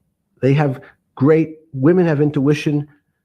Men see things a bit differently. Men want to measure everything. Women are not really that interested in measuring. In what you're saying in macro terms, you actually think science, mathematics, maybe ultimately technology is moving to that more intuitive. I think science and math are old-fashioned. And unfortunately, people are still taught that they have to learn algebra in school and certain things in school, as opposed to learning to have an emotion. Is this what Larry Summers was trying to get at? Maybe didn't say it perfectly enough, but what he was trying to get to in that system, the systems we study today, the way mathematics is either taught or understood, that women just haven't gotten up to the highest realms of engineering or physics or mathematics because of that. And you're actually implying that there's a either new branch of science, or we've hit an inflection point like in Newton that's going to go in a Newton took mankind in a different direction because he was able to measure. Then you had subatomic, non-Newtonian physics later. Are you saying that you think there's another developing field that's coming up that may take us, I don't know how many decades to get our hands around, but that's what's evolving out of this? Yes. Yeah. In fact, I think that mathematics, it's not the end of science. Every year someone says it's the end of, we can't discover everything. There's lots to discover with a relationship to the physical world, but we know a lot already. In respect to the unexplainable world, we almost know nothing. Women, again, sense it. And instead of Larry Summers, I won't digress too much, but Howard Gardner early on said, there's not one form of intelligence. It's not mathematical intelligence. There's emotional intelligence. There's kinesthetic intelligence. There's this argument that I reject that Black people are less intelligent than white people. It's not true. We know, for example, that if I was in the forest and I had to run from the lion or figure out a way not to be eaten, and my competition is a local African, I'm the one who's getting eaten because they have the intelligence to deal with their local environment. So it's just different. It's not better, it's not worse, but there's many differences amongst different types of people. And so people have different intelligences and they excel in some intelligences usually and less so in others. When did it come to, because the world of high finance is a world of pure reason, or is it a lot of emotion and gut checks and on trading desk and central banks when these decisions get made? Is it that high church, like the high church of science of high energy physics, or is it as much emotion that comes in as much as the mathematics and the reason? It's a great question. I think if you talk to really experienced and successful traders and you ask them how they know what's going on, they can't give you an answer. They don't know. They feel it. They can feel the way the market's moving. They can feel the way the stock's moving. And that these are not very well-defined terms. It's difficult to put in mathematics terms. How did I feel it? You could look back and make guesses what I was seeing. But great traders feel it and then act on their feelings. That's the difference. Many people feel it but are afraid because they want a mathematical justification before they take that next step. When you first got on the trading desk at Bear Stearns in the late 70s or mid 70s, were you shocked by how little actual understanding of mathematics that the traders comprehended? Yeah, well, again, we had a Texas Instrument calculator. Most stockbrokers, especially before 1975, if they were good stockbrokers, could add. That's about it. They could multiply. If you could multiply, you were already in the top 15% of stockbrokers. Stockbrokers simply meant there's a story. When I went to the first person, I had no money. And I said, how much money do you make a year?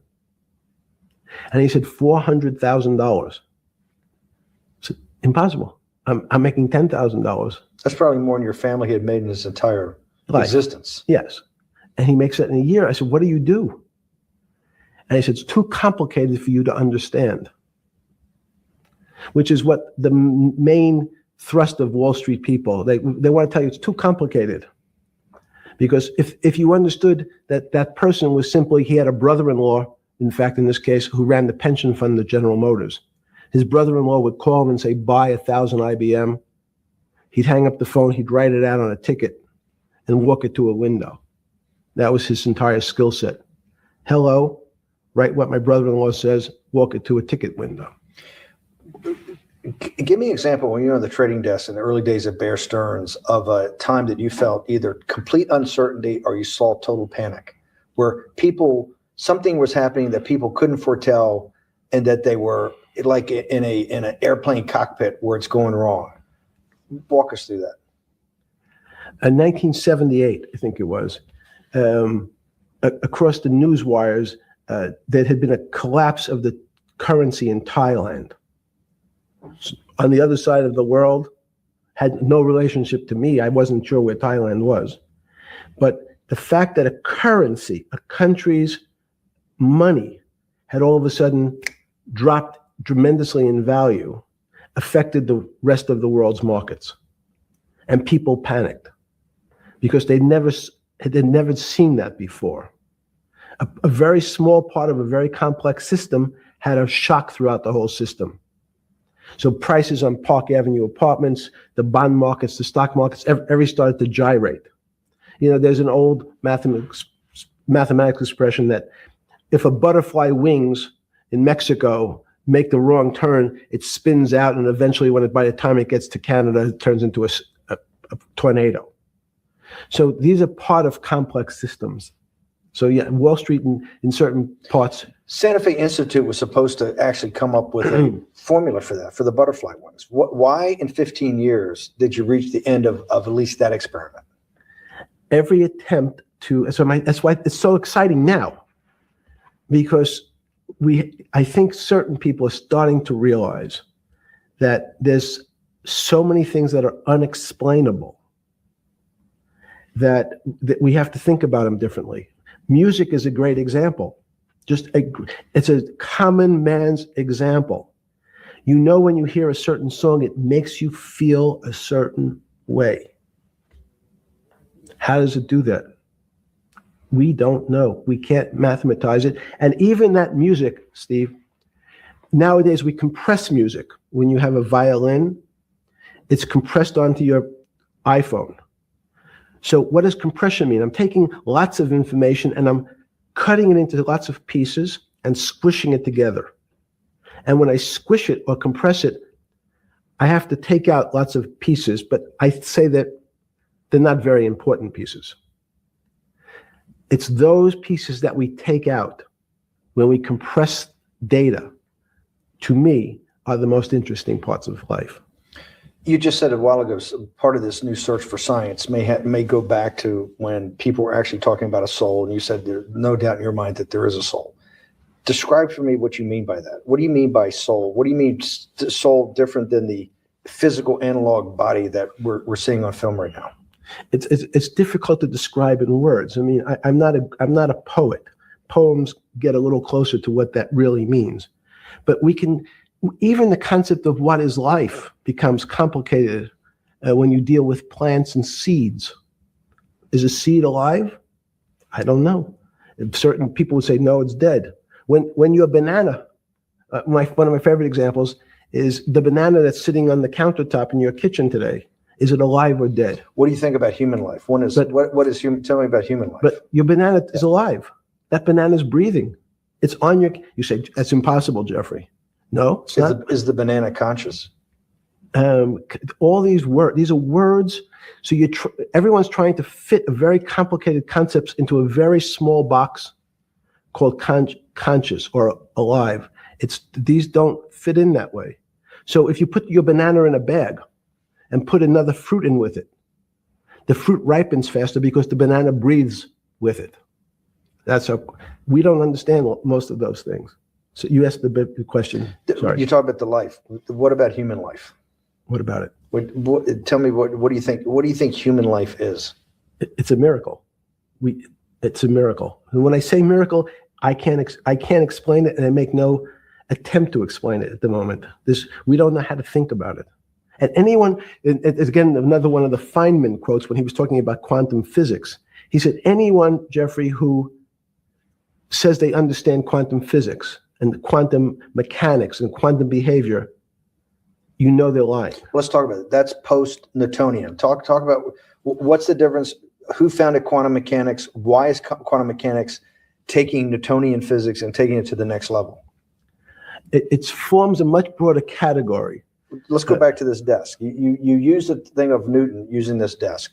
Why can't Newton's theory explain everything? Why did subatomic quantum mechanics or quantum physics have to come in to explain this? Well, so let's go right back to square one. Why is it called quantum physics? So quanta is a word that simply means packet, small amount. So it's quantized. So we recognized, when we recognized that this table appears, another very complicated word, solid to us, it's really made up of molecules or atoms. And atoms, we've given lots of names to what some of the behaviors. If you were in school, when you and I were in school in the 50s, the model was a little center thing in the middle, and an electron went around and around it. It was seen as a ball that went around and around it. And as we start to look at, say, well, let's see what this ball looks like. I want to be able to examine that little thing called an electron. We found that there was nothing there. There wasn't the thing. It was simply a cloud of energy that we can call an electron. So we already started to see mysterious things as we go into very super small quantities, quantum physics. So quantum physics started to go into the very small, and at very small distances, we see things that we can't explain. We just cannot explain. How am I doing on time? 4 minutes. Fine. And to summarize, no, sorry. Let's go back to human life. When do you think human life starts? It's not these. So you see, this is the question. You're asking me to measure something again.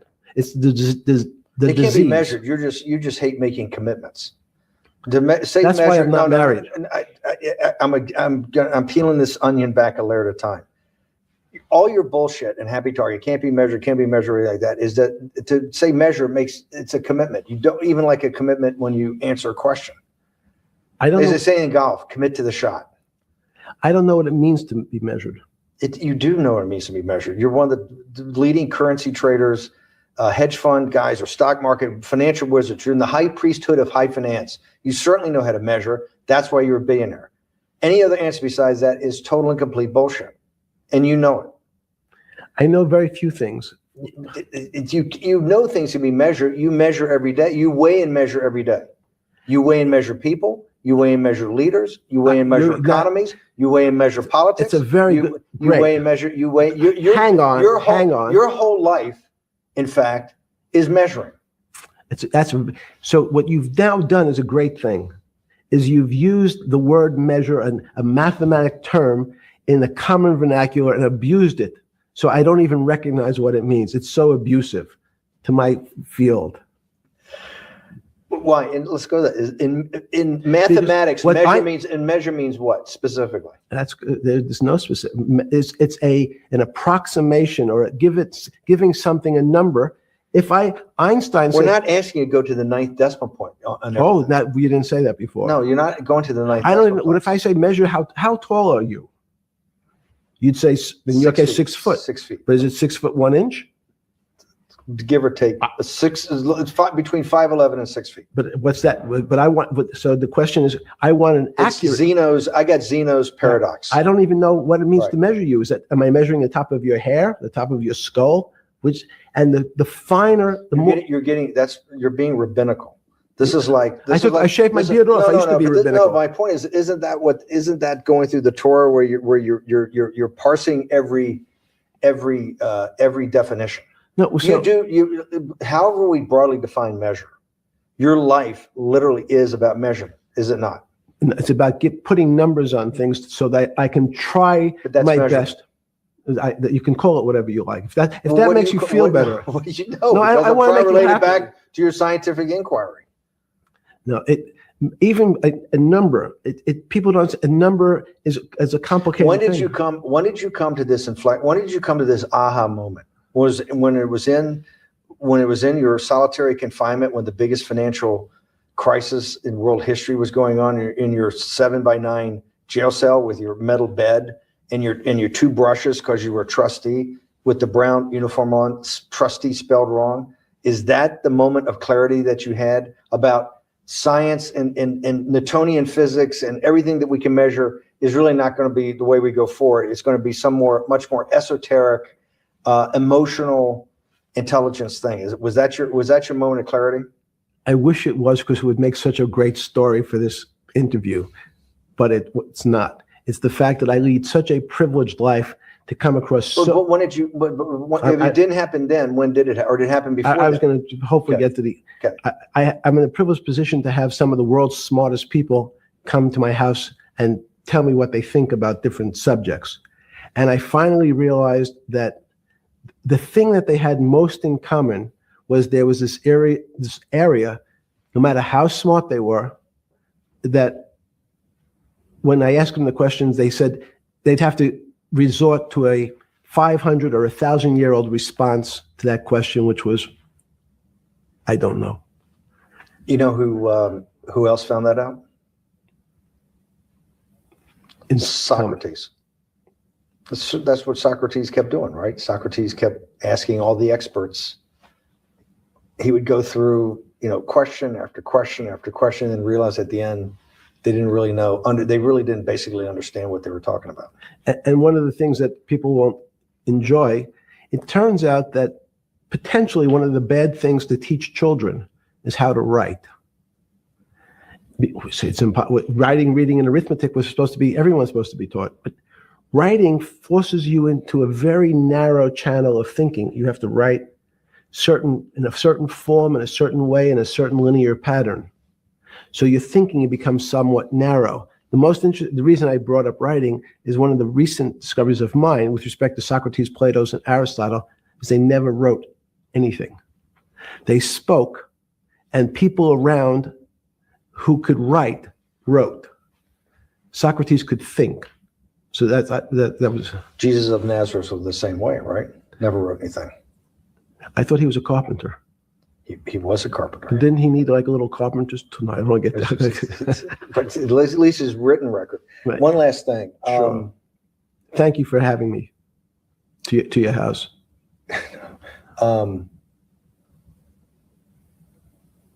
Vegetable juice. Let's go back. Look what vegetable juice does. When did the beginning of that, was there any one aha moment in all these great thinkers? Did it happen before 2008? Was it after? That came up over, I know, many years, but when did you actually realize, hey, something new's got to be developed? Yeah, that's great. Is that because again, I'm privileged enough to have people around me who've given lots of philanthropic gifts to institutions of higher learning. And when I said the impact, how do you judge the impact of your giving? And we sat down and said, no really new ideas have come out. And I realized that, of course, it hasn't come out because we've been looking at using science and mathematics, and it's the wrong tool. It's obvious. Institutions that are set up and try to put forward knowledge and understanding and truth, should they take your money? Derek Bach at Harvard said, taking money for good causes is a good thing. So if Hitler took all the gold out of the teeth of the Jews and said, I want to give this to Heidelberg University to fund the Leibniz chairs so that I can study high energy physics, Derek Bach would say that was fine? Again, it's these questions are questions where good people on both sides, like your Charlottesville, could differ. I don't know the answer to this question. So tell us the two. Give us the two answers. What the one answer why it shouldn't be, and then the one answer. Derek Bach says, "I'll essentially take cash from anybody because I got so many projects, so many good guys, and this is the way I'll do it. So I'm indifferent to where the cash comes from. Money's money. And if I got good guys, I'm the fiduciary that says these are good people and this is good research. Okay. I'll take the cash from any source, including you. What's the other argument? Let me give you that. I know in my case, Is your money dirty money? if you live, I just asked a question. Is your money dirty money? no, it's not. So in fact, Why is it not dirty money? because I earned it, a heart. But you earned it. I earned it legally. We went back to this before. You earned Yes. it. You earned it advising the worst people in the world, right? That do enormous bad things, and just to make more money. So instead of asking me the question, should you take the money?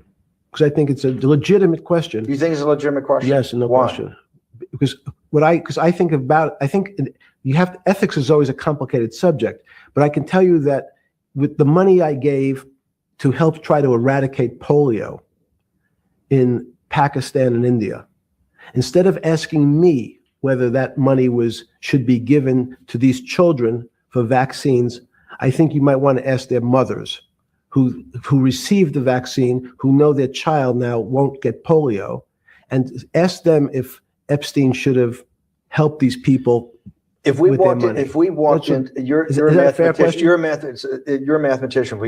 that clinic where they're giving that money out to these people that are in the most dire straits of poverty and sickness, and told them that the money was coming from class 3 sexual predator?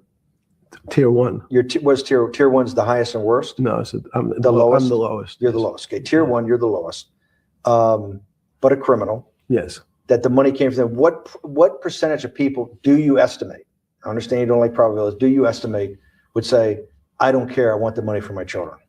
I would say everyone said, I want the money for my children. Did they know where the money came from? If you told them, I told them the devil, 100%. the devil himself. The devil himself said, I'm going to exchange some dollars for your child's life. Do you think you're the devil himself? No, but I do have a good mirror. It's a serious question. Sorry. Do you think you're the devil himself? I don't know. Why would you say that? Because you have all the attributes. You're incredibly smart. You remember the devil is somebody who knows the devil's brilliant. You read Milton's Paradise Lost. No, the devil scares me. Satan is at the number 1 or 2 archangel, and the reason he goes to hell and leads the rebellion is because he can't be the top guy. And his thing is, I'd rather reign in hell than serve in heaven. I saw that in a movie once called American Dharma. I don't remember who said it. Okay, we have to go. Okay, good. Okay. That was good. All my niggas from the Hooters, all my niggas turn shooters. All my ops turn rap, all my niggas turn